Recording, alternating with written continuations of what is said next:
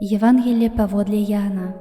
Падчас вячэры Езус узняў вочы свае да неба і маліўся такімі словамі: «Ойча святы, не толькі за іх прашу, але і за тых, хто паверыць у мяне паводле слова іхняга, каб усе былі адно, як ты, Ойча, ува мне і я ў табе, каб і яны былі ў нас, каб паверыў свет, што ты паслаў мяне.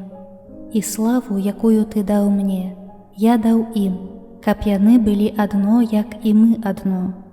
Я ў іх, а ты ува мне, каб былі з'яднаныя ў адно, каб свет пазнаў, што ты паслаў мяне і палюбіў іх, як палюбіў мяне.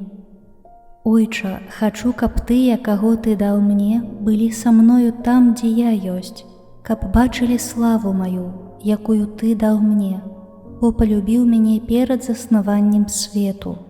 Ойча справядлівы, свет не пазнаў цябе, але я пазнаў цябе, і яны пазналі, што ты паслаў мяне.